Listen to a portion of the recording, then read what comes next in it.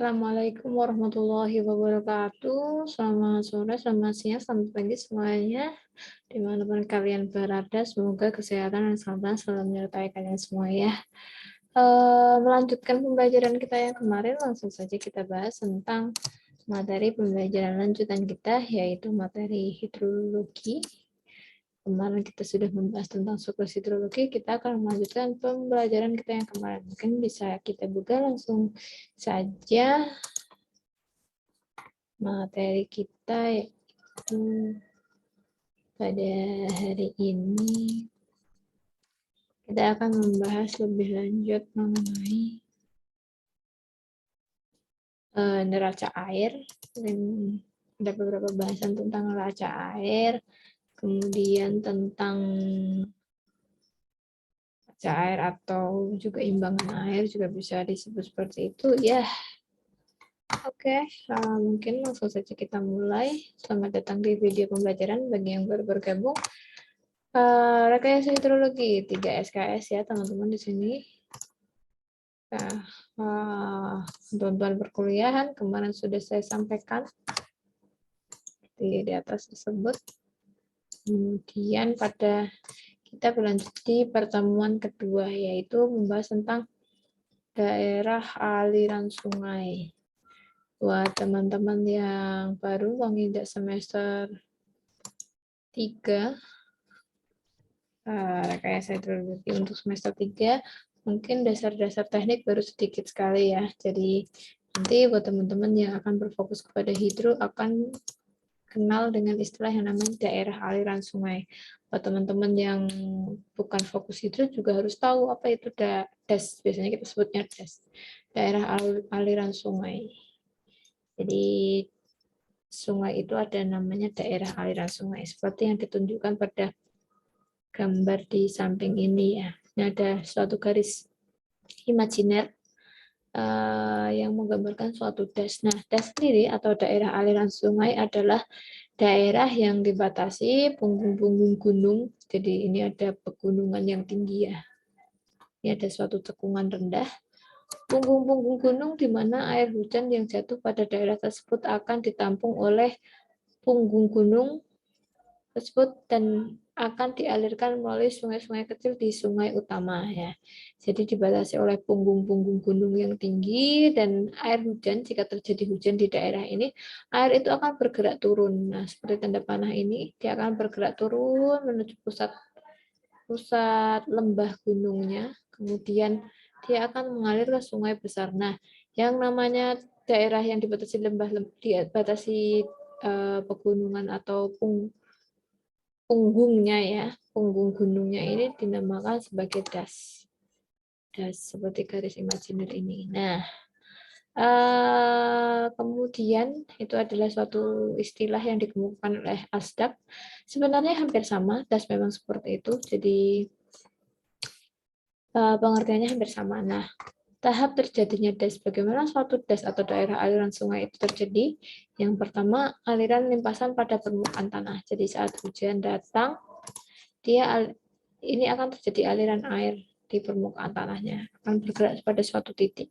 Nah, kemudian yang kedua, aliran melalui parit dan selokan. Air itu dia akan mencari tempat yang rendah, karena sifat air itu dia mengalir dari tinggi yang ke rendah. Nah, makanya mereka akan mengalir melalui parit dan selokan, karena posisinya dia akan lebih rendah seperti itu. Nah, aliran melalui sungai-sungai kecil setelah dari parit, selokan, dia akan menuju sungai-sungai yang lebih kecil lagi. Nah, karena dia letaknya lebih rendah lagi. Nah, setelah sungai-sungai kecil itu mengalir, barulah mereka akan mengumpul di sungai utama seperti itu. Mengalir ke dalam sungai utama. Nah, itulah yang dinamakan suatu DAS. Kemudian karakteristik tangkapan air dipengaruhi oleh jadi karakteristik tangkapan oleh DAS tadi dipengaruhi oleh yang pertama adalah luasnya, kemudian bentuk dasnya, kemudian relief itu tinggi rendahnya daerahnya, kemudian panjang sungainya juga mempengaruhi, kemudian pola drainase atau pola drainase daerah tangkapannya seperti apa. Nah, kemudian misalkan ada contoh seperti ini ya, ada suatu gambar das itu dia sungai utama nomor 4, jadi semakin kecil itu adalah semakin semakin angkanya semakin kecil itu juga daerah tangkapan yang pertama. Jadi air hujan yang datang dia akan mengalir ke yang nomor 1 terlebih dahulu. Jadi parit-parit atau selokan mungkin ya. Kemudian dia menuju ke sungai kecil yaitu yang nomor 2. Maaf, tadi ya sungai kecil ya. Kemudian dari sungai-sungai kecil ini yang belum bercabang ini mereka akan mengalir ke menuju sungai yang lebih besar sedikit.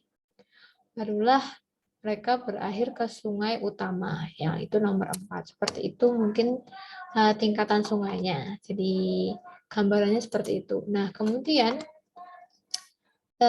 ini ada yang namanya gambar. Saya dapat gambarnya juga dari Bu Putri.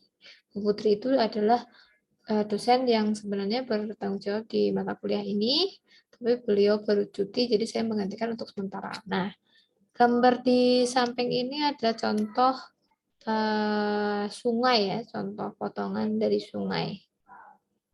Ada G, yaitu pusat beratnya. Pusat berat dari daerah das ini kan seperti pohon. Saya pertebal dengan gambar pensil. Nah, dasnya kan dari sini dia berbentuk seperti bukan pohon, maksud saya daun ya. Nah, suatu ini tuh memiliki luasan. Nah, suatu luasan juga akan memiliki pusat berat. Jika kita punya persegi, titik beratnya ada di tengahnya. Ini namanya titik berat Q. Jika kita punya bentuk yang segitiga, kita punya titik berat di sini. Titik berat center of weight di sini. Titik berat ini kalau kita segitiga ada di sepertiga T. Ini ada di setengah S seperti itu.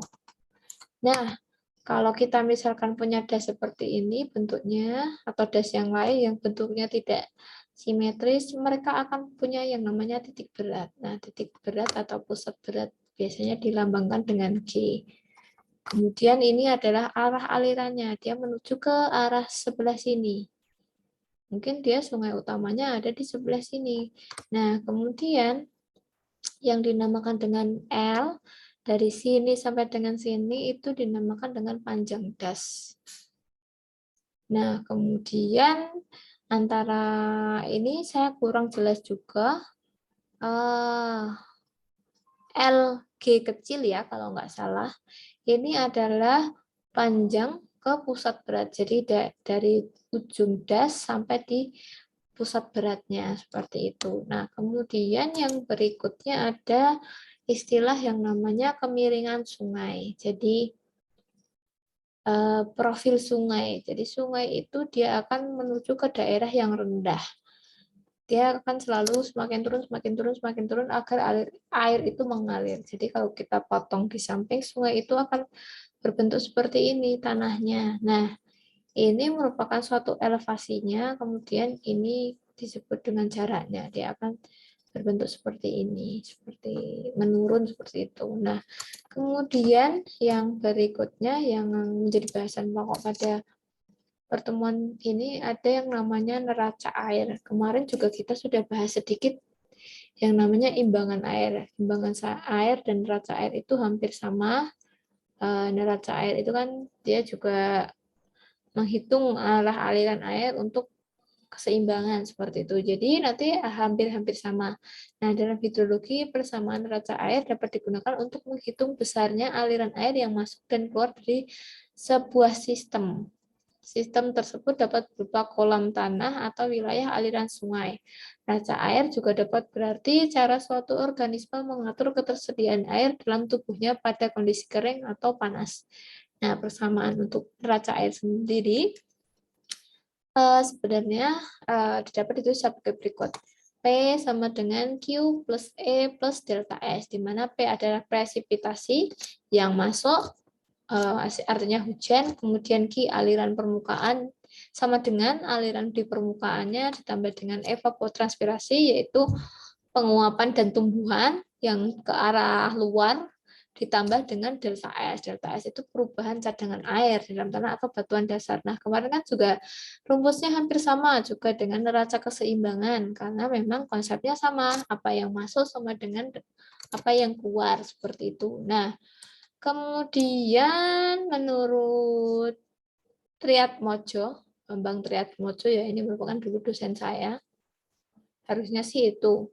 Neraca air ini dapat dinyatakan dalam interval waktu waktu singkat atau untuk durasi panjang. Jadi bisa singkat, bisa panjang. Nah, untuk suatu das atau badan air seperti waduk atau danau, secara umum persamaan dari neraca air adalah P ditambah QI ditambah GI dikurangi E dikurangi T dikurangi QO dikurangi GO minus delta S per delta T sama dengan 0. Jadi persamaan antara yang in dikurangi yang out, in itu ini. Ini adalah komponen in dan ini adalah komponen out. Itu sama dengan 0. Dikurangi perbedaan. Ya, ini adalah delta S per delta T itu suatu perbedaan. Nah, di mana P itu presipitasi, Q1, Q2, Qi, dan Q0 adalah debit aliran masuk dan aliran keluar. Sebentar, tempat saya baru azan. Mungkin bisa saya pause dulu ya.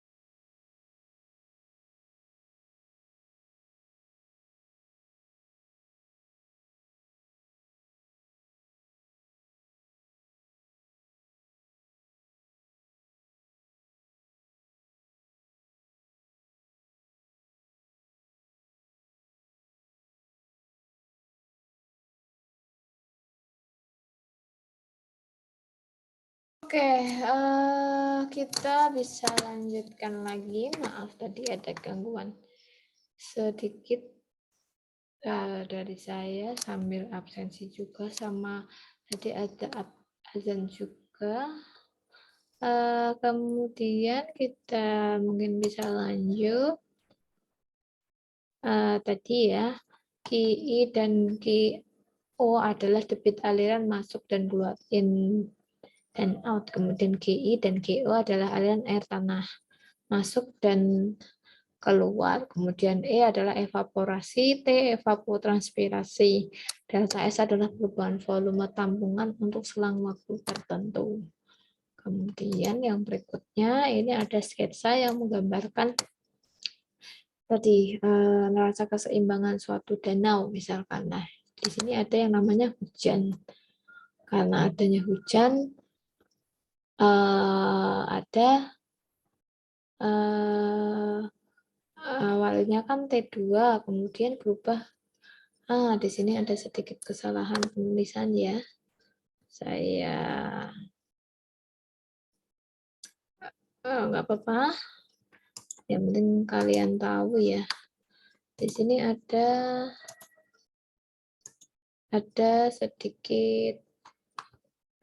sedikit perubahan ya. T1 dan T2. Artinya saat belum hujan itu T1, kemudian saat hujan itu ada T2.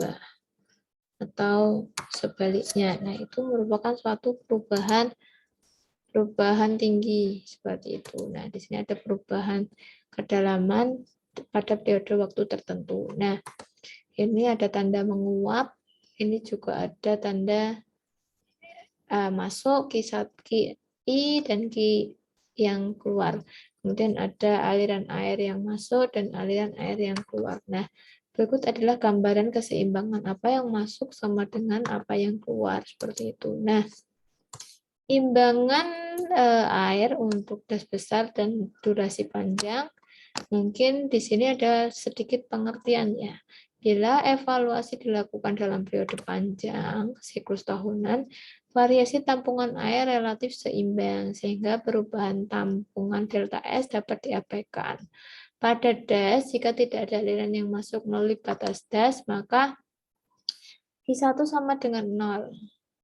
QI, dalam suatu das dianggap tidak ada transfer air tanah dari satu das ke das di dekatnya, sehingga GI sama dengan GO sama dengan 0. Persamaan 1 akan berubah menjadi presipitasi dikurangi evaporasi dikurangi transpirasi dikurangi dengan Q tampungannya sama dengan 0. Nah, dengan Q adalah debit sungai yang merupakan aliran das ke dalam sungai. Seperti itu. Nah, kemudian yang berikutnya ada imbangan air untuk badan air dalam periode singkat. Tadi kan misalkan periode panjang, karena periode panjang tahunan itu perubahannya tidak diperhitungkan banyak seperti itu. Nah, kalau dia waktu singkat mungkin ada beberapa misalkan seperti ini, dalam waktu menitan atau jam-jaman ya, dalam hal ini perubahan tabungan harus diperhitungkan. Sedangkan evaporasi, presipitasi, dan aliran air tanah dapat diabaikan. Nah, sehingga bentuk persamaannya menjadi seperti ini. Karena PET-nya tidak ada, persamaan akan berubah menjadi QI dikurangi Q0 dikurangi delta S per delta T sama dengan 0. Nah, sering digunakan untuk hitungan penelusuran banjir atau flood routing di waduk seperti itu. Nah, kemudian ada juga imbangan air untuk aliran permukaan. Nah, bagaimana cara menghitungnya? Itu sama dengan T dikurangi E dikurangi T dikurangi I dikurangi Q dikurangi dengan SD sama dengan 0. Nah, dengan I adalah infiltrasi dan SD adalah tampungan cekungan. Nah, apabila SD-nya 0, jika ini-nya 0 kan persamaannya tinggal seperti ini. Ini dipindah ruas, jadi Q sama dengan P dikurangi E dikurangi T dikurangi I, seperti itu. Nah, kemudian ini ada suatu contoh soal ya. Contoh soal yang pertama, buatlah skema imbangan air di petak padi sawah dan sebutkan parameter masukan input dan keluaran output dari suatu petak sawah. Selanjutnya, dengan menggunakan konsep imbangan air, hitung kebutuhan air irigasi. Petak sawah seluas 1 hektar, apakah tersedia data apabila tersedia data seperti tabel berikut. Jika kedalaman air di sawah dianggap tetap. Nah, kalian harus bisa menjawab soal seperti ini. Nah, adapun datanya adalah seperti di samping. Nah, kalian harus bisa menjawab soal-soal seperti ini. Nah, misalkan ada P dari Mei sampai dengan Agustus dihitung. Di Mei per 2 minggu ya, misalkan hujan adalah 80 mm dan 60 mm. Evaporasi dan evapotranspirasi adalah 4,6 mm. Ada faktor di sini, faktor pengali transpirasinya, atau kemarin kita sudah bahas juga evaporasi dengan persamaan yang ada KC-nya. Nah, didapatkanlah nilai KC ini. Kemudian nanti kan tinggal dihitung ETC sama dengan KC dikali ETO. Nah, perkolasi rembesan itu ternyata 15 mm. Nah, bagaimana kebutuhan air irigasinya? Nah, kalian harus dapat menggambarkan dan dapat menghitungnya. Untuk menjawab pertanyaan seperti itu, kita bisa buka contoh hitungannya. Nih, saya sudah berikan contoh hitungan, nanti bisa dipelajari lagi ya. Nanti saya share di grup seperti itu. Nah, baca di sheet yang KAI. Nah, tadi kan soalnya adalah seperti ini. Nah, kalian diminta untuk menggambarkan kondisi ini. Skema ini menggambarkan skema itu. Output dan nah ini hasil gambarannya adalah ini. Ada presipitasi dengan tingkat, kita ambil contohnya 1 bulan saja, yaitu bulan Mei setengah. Kan tadi ada 2 kolom, berarti kan kalau 1 bulan 15 hari dan 15 hari, seperti itu. Nah, kita ambil contoh hitungan di kolom yang pertama. Tapi kalau kalian nanti harus buatnya sampai semua ya. Kalau misalkan ada pertanyaan seperti itu, berarti nanti harus dibuat sampai ini kan ada Mei sampai dengan Agustus. Nah, contoh ilustrasinya seperti ini. Ada air masuk berupa air hujan, dia akan menggenang, kemudian dia akan menjadi delta S. Nah, tapi ada yang merembes, ada yang keluar, kemudian ada yang keluar. Nah, ini adalah ETC-nya, evapotranspirasinya. Nah, yang diminta adalah berapa sih nilai key input atau key I-nya yang disebut dengan kebutuhan air irigasi. Nah, dengan menggunakan konsep yang tadi, yang masuk sama dengan yang keluar, maka kita bisa hitung sebenarnya. Nah, gimana caranya? Yang pertama, kita hitung, kita tulis P-nya. ETO kan kita juga ETO kita dapat dari tabel ya. Tapi harus dilihat ininya dalam bentuk apa. Nah, kita harus merubahnya dalam milimeter saja. Nah, tadi kan harinya 15, berarti kita tinggal mengalikan 15. Dapatlah ETO dalam bentuk milimeter. Nah, KC tadi lihat di tabel, kemudian ETC. ETC evapotranspiration-nya adalah tinggal faktor ini dikalikan dengan ETO. KC dikali dengan ETO. Nah, dapatlah ETC. Nah, kemudian kita harus menghitung rembesan. Rembesan ada di soal. Misalkan dia 15 mm. Misalkan di sini rembesannya 15 mm. Nah, KAI sama dengan, berarti kan presipitasi yang masuk, berarti kan arah yang masuk, P ditambah arah yang masuk, perkolasi, dikurangi dengan arah yang keluar. Keluarnya ada ETC, seperti itu. Ada ETC. Nah, dapatlah KAI-nya seperti itu. Nah, kemudian dapatlah KAI sebesar milimeter seperti itu. Nah, volumenya, bagaimana cara menghitung volumenya? Volume KAI-nya tadi kita juga sudah melihat bahwa volume ini kan dia dalam meter persegi ya, kebutuhan air irigasi. Udah kita kalikan dengan luasnya tadi. Luasnya adalah,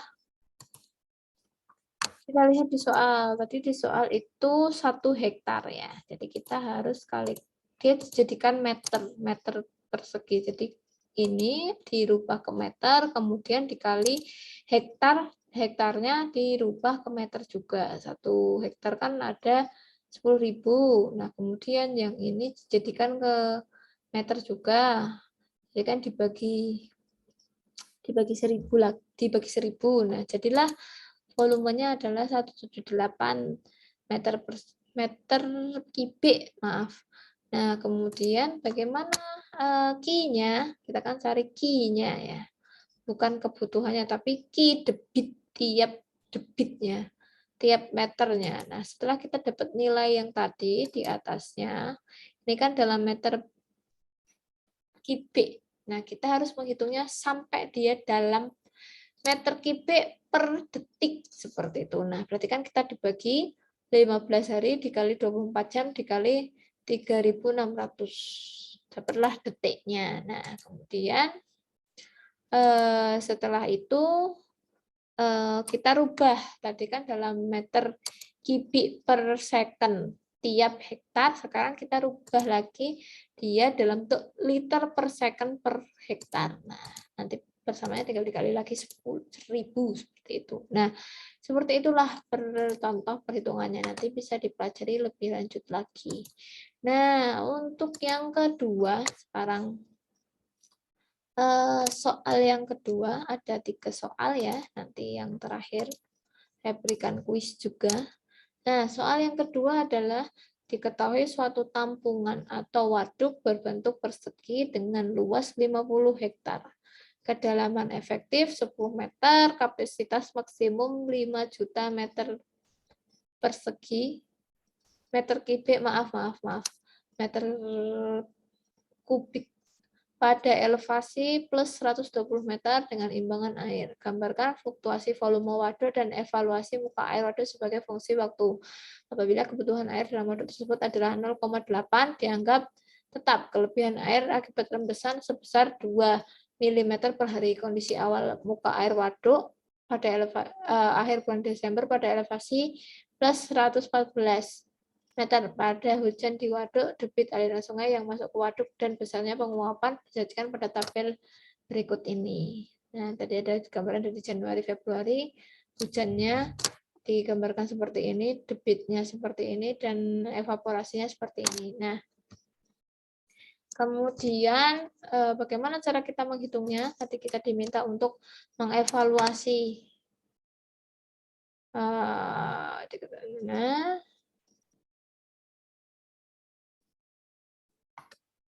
data besarnya, bagaimana cara kita menghitungnya. Jadi kita dengan imbangan seperti ini dan kondisi seperti ini, bagaimana gambarannya seperti itu. Nah, kemudian caranya adalah kita buka di sheet yang waduk ya. Ini sebenarnya sama konsepnya delta S atau perbedaan tinggi air itu adalah in dikurangi out. Jadi yang in, panah yang masuk dikurangi dengan panah yang keluar. Jadi in adalah Q in ditambah P, kemudian dikurangi dengan yang keluar evaporasi, rembesan, dan kebutuhan irigasi tadi. Nah, kemudian tadi kita tulis di sini luas waduknya berapa? Luas waduknya 50 hektar, nanti dimasukkan di sini. Kemudian kedalaman. Kedalamannya adalah 10, kedalaman efektif adalah 10 meter. Nah, kemudian elevasi maksimum waduk di plus 120. Elevasi awalnya di 114. Jadi awalnya 114 sebagai T1, kemudian T2 setelah hujan itu dia setelah mendapatkan masukan dia elevasinya jadi plus 120. Jadi ada tambahan 6 meter seperti itu. Nah, kebutuhan air di demand Bahasa teknisnya itu key demand. Jadi kebutuhan itu demand air di waduk itu ada, kebutuhan air dari waduk itu ada 0,8 meter kubik per second. Nah, volume maksimum waduk pada dia saat di elevasinya 120 itu adalah kita lihat di soal.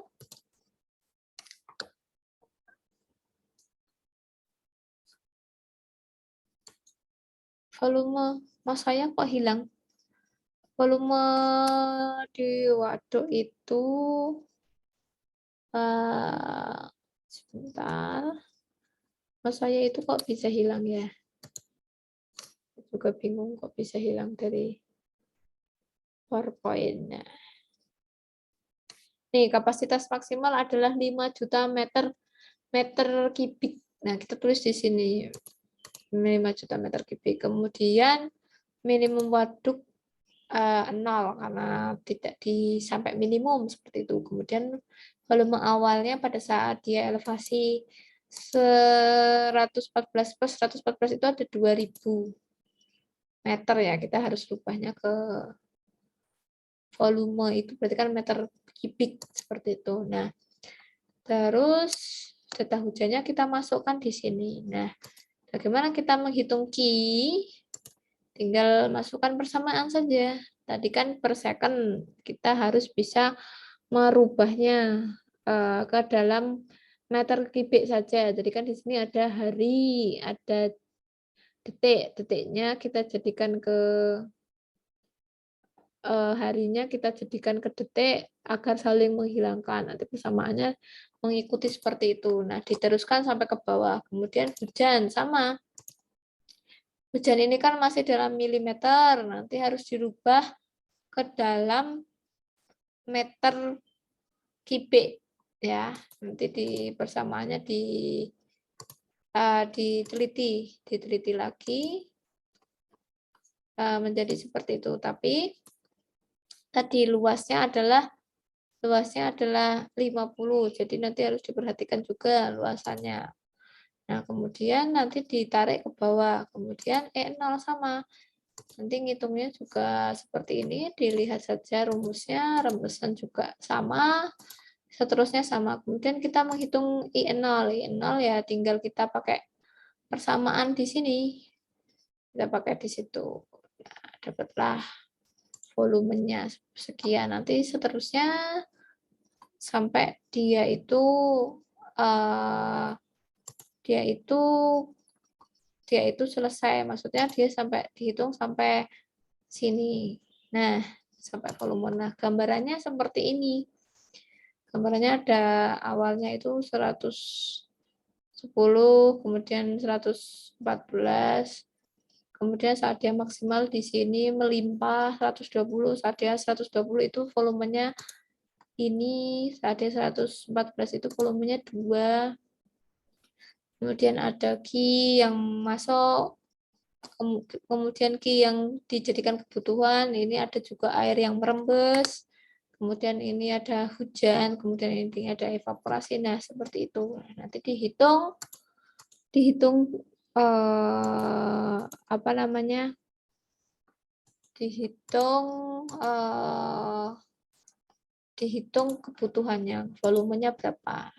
Volume real yang ada di tampungan waduk itu berapa, seperti itu. Nah, jadi tiap bulan itu dihitung volume tampungan waduknya itu berapa. Nah, bisa kita lihat volumenya sebenarnya di sini ya. Volume hasil hitungan kita itu kan di sini. Jadi kita outputnya adalah mencari volumenya, volume dari ini. Nah, kemudian ini ada kondisi volume real yang ada di waduk. Jadi kita ini berdasarkan hasil hitungan kita, nanti rumusnya bisa dicermati sendiri. Nah, kalau yang di sini ada yang namanya volume waduk real. Jadi dia minimal 0 pada saat elevasi 114 itu 2000, pada saat elevasi 120 itu 5000. Jadi hitungan apapun yang lebih dari 5000, maksud dari rumus ini, apapun hasil hitungan yang lebih dari 5000 dia akan tulis 5.000 seperti itu. Nah, kemudian ini ya tinggal ini dikurangi dengan 5.000 dikurangi dengan ini. Seperti itu. 4.000 dikurangi dengan ini, 3.000 dikurangi 600, 2.000 dikurangi ini, dikurangi ini, dikurangi dengan ini 0, seperti itu. Nah, sebenarnya kita cukup sampai di sini saja ya mungkin. Nah, seperti itu. Nah, kemudian kalau yang di sini ya tinggal angka di sini berarti 2.000 ini dikurangi 2.000. Kemudian ini dikurangi dengan berikutnya seperti itu. Berarti kan dikurangi dengan berikutnya. Nah, dapatlah elevasinya. Jadi seperti itu simulasi elevasinya. Nah, nanti juga kalian harus bisa seperti itu. Nah, kemudian ada lagi yaitu soal yang ketiga. Soal ketiga itu dalam suatu kawasan seluas 10 hektar, hitung besarnya debit air yang keluar dari kawasan tersebut per tahun apabila besarnya hujan tahunan sebesar 3.000 mm, penguapan rata sebesar 4 mm per hari, perubahan tinggi muka air tanah antara musim hujan dan musim kemarau sebesar 3 meter. Nah, kita bisa bagaimana cara menjawabnya? Mungkin ini agak sedikit lebih mudah ya. Maksudnya komponennya cuma dikit sekali. Konsepnya tetap sama, imbangan air itu sama dengan in dikurangi out sama dengan delta S. Tapi jika delta S-nya dipindah di sini kan sama dengan 0. Nah, itu konsep imbangan air. Yang masuk sama dengan yang keluar jika dikurangi dengan delta S seperti itu. Nah, tapi jika delta S itu dianggap 0, tidak ada perubahan, maka ya yang masuk sama dengan yang keluar. Seperti itu konsepnya. Nah, bagaimana cara kita menghitung? Tadi pertanyaannya adalah debit keluaran. Kita akan menghitung debit keluaran. Nah, yang pertama kita harus mendefinisikan apa itu yang masuk. Yang masuk adalah air hujan. Yang keluar ada evaporasi dan Q yang keluar sama dengan delta S. Nah, kita akan menghitung Q output-nya. Bagaimana cara kita menghitungnya? Berarti kan presipitasi dikurangi dengan E dikurangi dengan delta S. Seperti itu. Nah, luasnya tadi dikatakan 10 hektar. Kemudian P-nya di soal juga sudah ada. P-nya tadi adalah P-nya adalah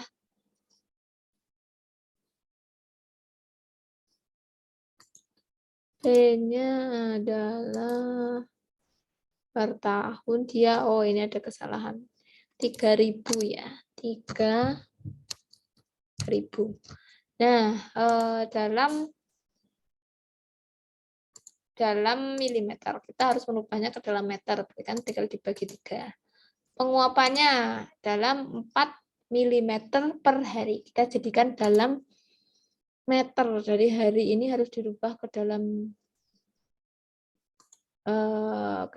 ini ya. Jadi kan 1 tahun. Jadi hitungannya milimeter dirubah ke meter, kemudian dikali dengan 365. Jadi kan dalam tahun tadi pertanyaannya, keluaran per tahun. Nah, kemudian perubahan tampungnya itu dia 4 meter.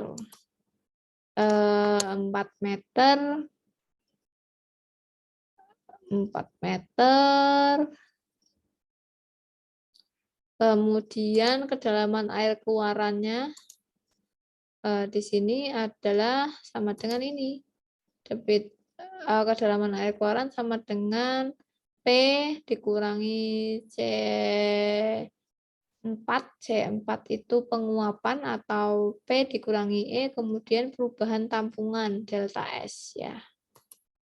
Nah, ini sebenarnya menurut saya kalau sudah meter ini tinggal 4 seperti ini ya. Tapi kalau di situ 4,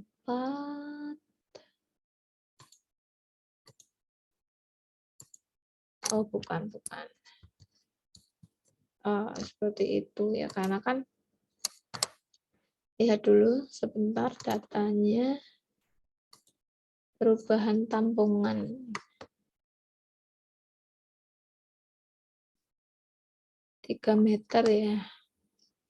Oh, perubahan tampungannya 3 meter. Seperti ini.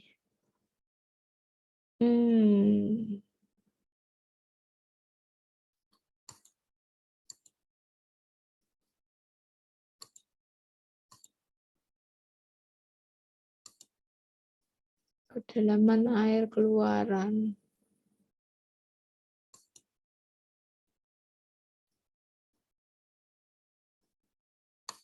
Oh, ini tuh kayaknya ini malah ngitungnya itu dalam milimeter. Jadi kalau yang ini dalam milimeter. Dalam milimeter. Nah, di sini juga dia masih dalam milimeter. Dalam milimeter gitu. Nah, nanti tinggal diikuti saja atau seperti ini. Kemudian, nah ini setelah itu kan volume air yang keluar dalam meter kubik. Nah, kemudian debit air yang keluar nanti tinggal dimasukkan saja. Persamaannya adalah itu. Nah, kemudian seperti itu. Seperti itu. Kemudian yang berikutnya ada. Kemudian yang berikutnya nanti Excelnya saya berikan ya. Kemudian ada kuis, nanti dikerjakan di Excel, perhatikan satuannya juga. Nanti bisa dikumpulkan di Spada. Seperti itu dari saya.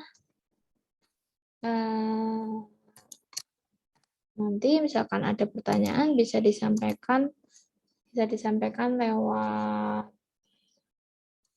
lewat grup. Jadi misalkan ada pertanyaan, kalau bisa saya jawab, langsung saya jawab. Apabila ada pertanyaan lain, nanti bisa kita diskusikan bersama. Mungkin dari saya cukup sampai di sini. Terima kasih atas perhatian dan waktunya. Saya tutup. Wassalamualaikum warahmatullahi wabarakatuh. Terima kasih.